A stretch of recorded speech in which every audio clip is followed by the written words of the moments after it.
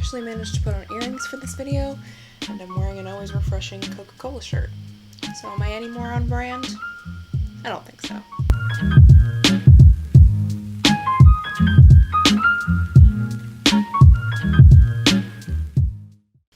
Hi guys, welcome back to my channel. My name is Katie, and today I'm going to be talking all about my novel, The Wrath King. I went a little bit ham with my eyeliner today. It's the first time I put on actual makeup, eyeliner, primer, foundation, the whole shebang in months, and it feels pretty good. I like putting on makeup for myself, so I enjoyed putting it on before this video.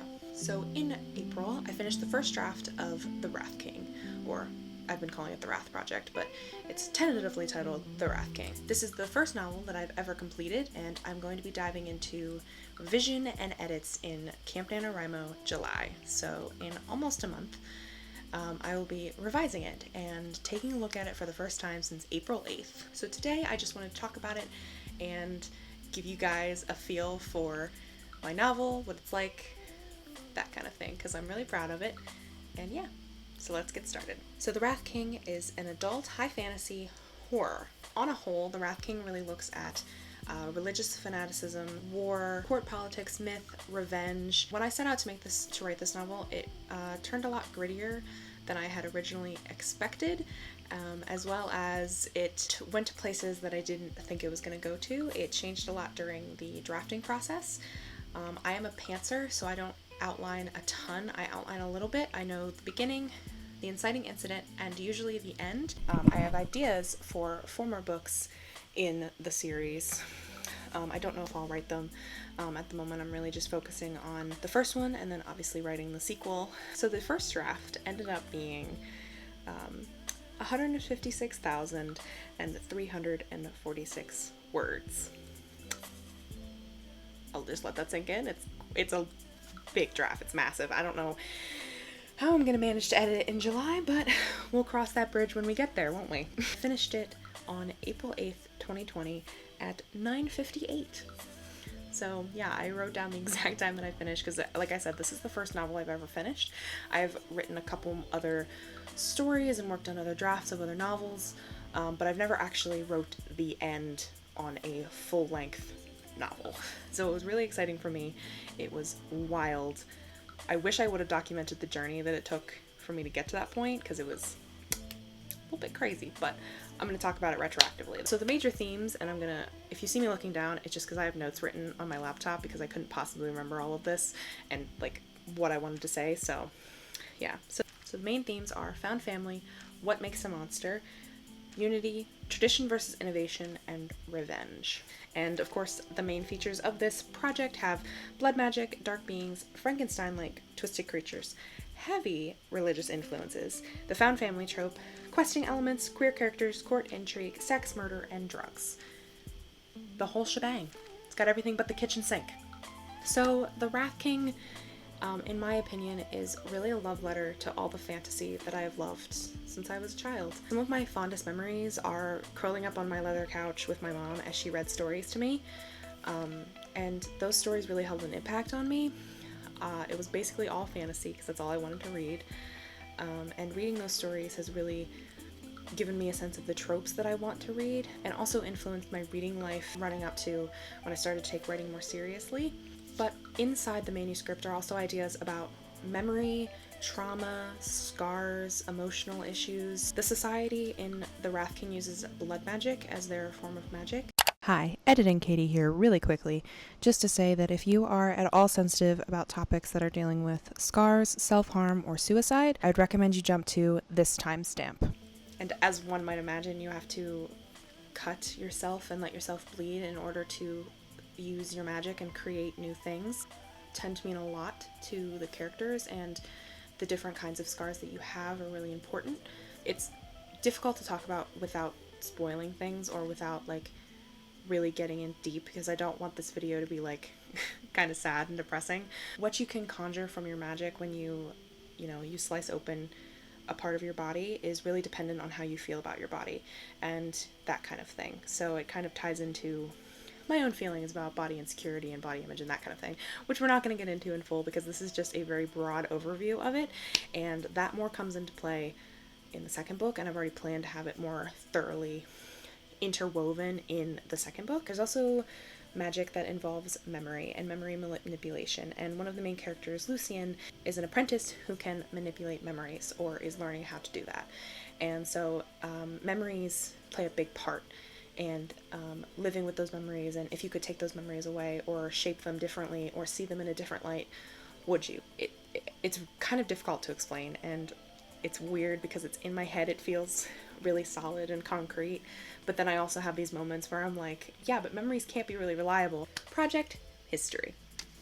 So the Wrath Project was originally a part of a much larger, sweeping, epic saga with a whole bunch of other kingdoms, a whole bunch of other things. I tried writing that in NaNoWriMo of 2018 and it did not work out. I got maybe 25,000 words. I was trying to write 100,000 words in a month, which was absurd. I don't know why I thought I could do that. Hubris, obviously, is the answer to that. But then I decided I was going to break the project and the kingdoms I had created and the cultures I had created into separate stories. They're not currently intertwined. I have one kingdom, which is a part of the Eclipse project, and then I also have another kingdom that is a part of a vampire novel now, and then the Wrath King. So I started writing the Wrath King in April of 2019 for NaNoWriMo. Utter failure, 5,000 words in that month. But it gave me the foundation and the basis to flesh out my characters, and then I decided in NaNoWriMo of 2019 to officially write the Wrath King. And I did. It was the first time I had ever finished and won NaNoWriMo, which was so exciting to me. It's still really exciting. So that's another reason why the Wrath King is really near and dear to my heart, because it was the first novel I won Nano with. But it was not over. In December, I had planned on finishing it. I thought it would need another 40k, which, considering I had just written 50k and I was going to be done with school in about 2 weeks, I thought, hey, I can get done 40k. No. I got about 30k throughout the month of December, January, and February. But still, that was 30k more than what I had. So I was sitting at around 80k. And at the end of February, I was ill and quite sick. So in the beginning of March, I was feeling really down on myself. I wasn't in a great mental place. And then I had spring break, and on March 10th, I decided to pick up again with the Wrath King and get the damn draft done. I was in the middle of the story, which was such a slog. It was such a trek. It was so annoying. The middle drove me crazy until I kind of got out of it and entered into the third act, which went much smoother than the second act, which is so absurdly long. And I ended up writing 30,000 words in a week.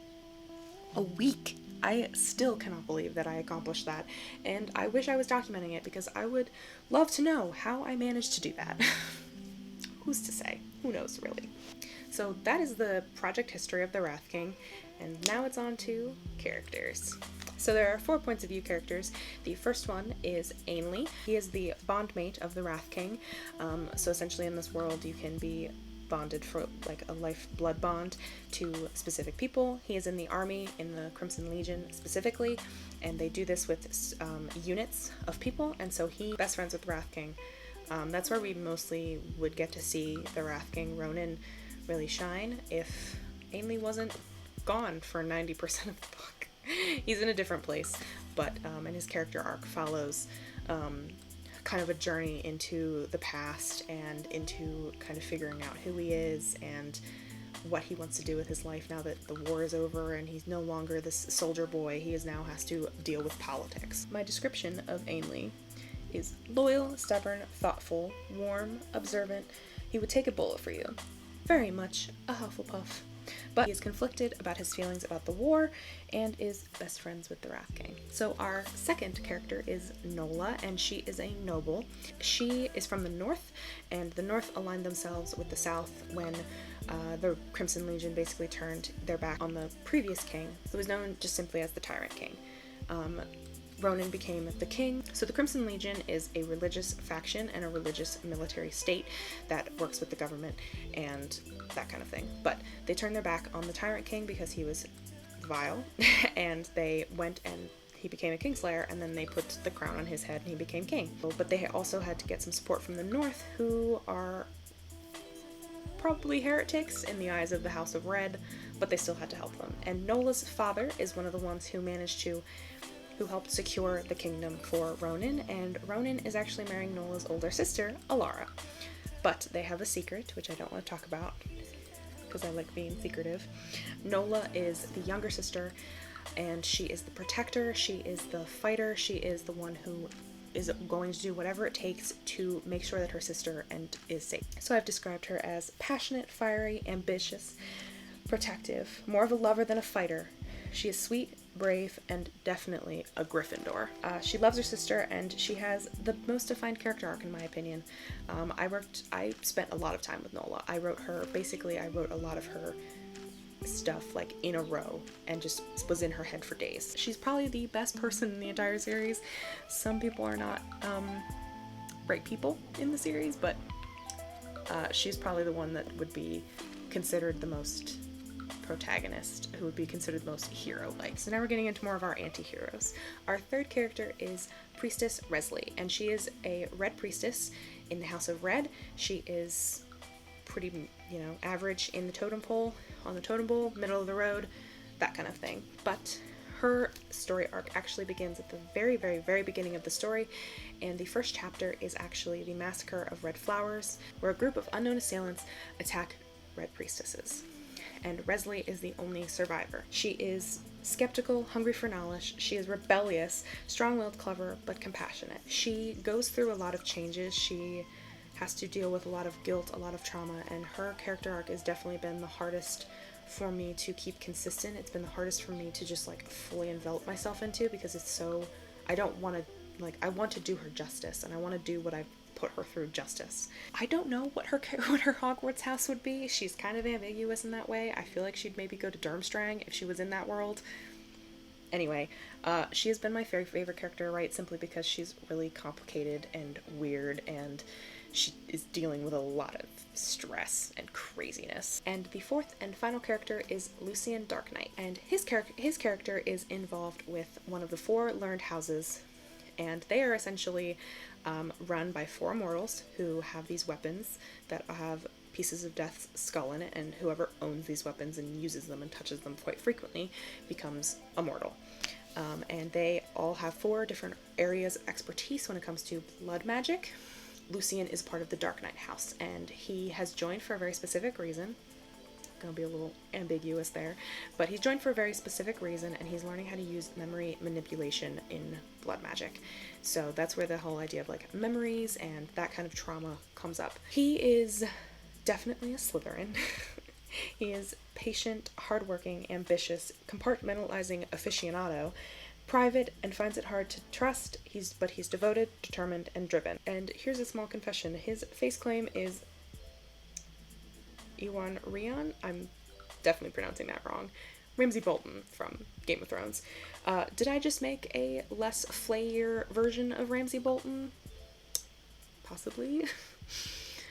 Anyway, I think he's an amazing actor, and he really, that kind of energy that he exudes and the way he moves is very much Lucian. Lucian is not a sadist. Yet. Just kidding. I would not do that to my boy.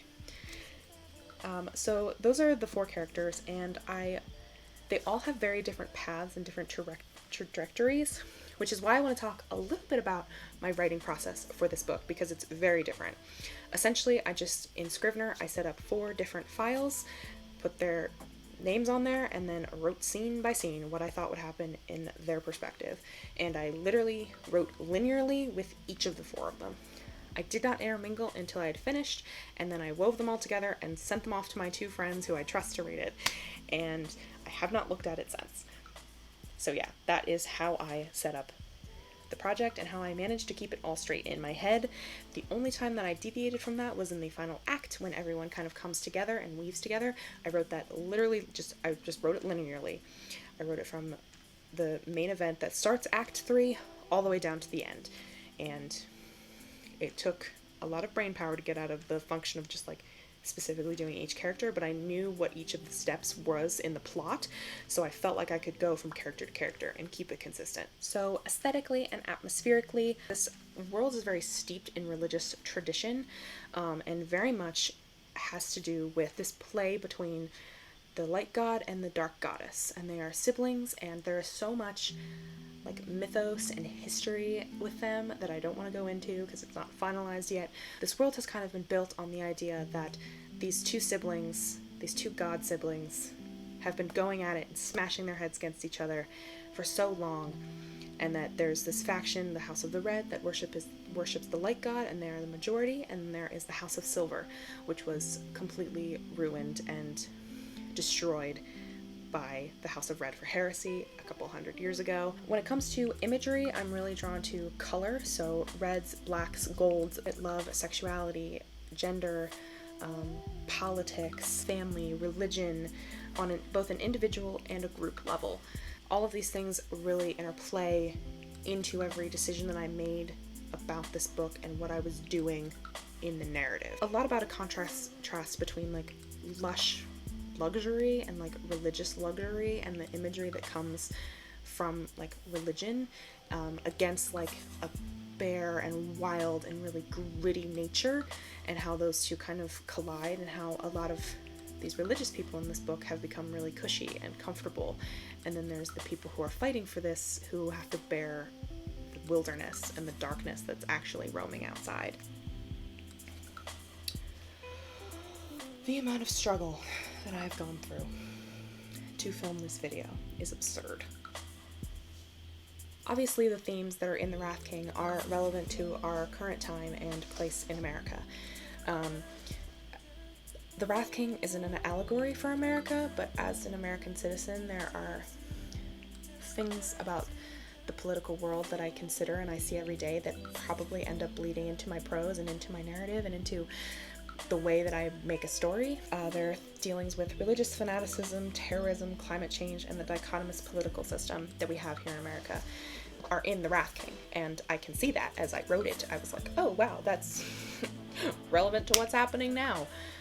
And I'm not someone who will get political on this platform simply because I don't wish to, but it is something that is occurring in my prose, and that's just a note there. So just a couple little fun sections. The music that inspires me, and I have an entire playlist devoted to The Wrath King, so you can listen to all of my songs. I listen to that playlist every single time I worked on The Wrath King. It was literally the only music I listened to for about 6 months, so I'm a little sick of the songs, but a couple of my favorite are Blood Water by Grandson, Doom Days by Bastille, Blame by Bastille, literally any song by Bastille. They are my favorite band. Pretty much anything by Bastille will describe the mindset that I'm in when I write. I listen to them nonstop. Ghost by Al Ra, who's in the Death Stranding video game, I believe, but amazing song. And also Glory by Dermot Kennedy. That song is just like one of my favorites ever, so I listen to it all the time. It's on every playlist. I have Spotify playlists down below that are literally for every possible playlist. I make my Spotify playlists monthly, as well as I make them for every project. So you can go see the one that's for Project Eclipse, as well as my 2 other projects that I'm working on, but have been shelved for the current time. I'm not actively working on them, but they're still things that I hope I can work on later. So yeah, that is everything about The Wrath King. I also have a writing Tumblr, which is always linked below down in the description box. You can send me an ask there if you have any other asks. I also have an entire tag devoted to The Wrath King if you want any more information or any excerpts or anything like that. If you have any questions, leave me an ask on Tumblr. Hit like and subscribe if you enjoyed this video and want to see more of my content. And I will see you guys in my next video. Bye!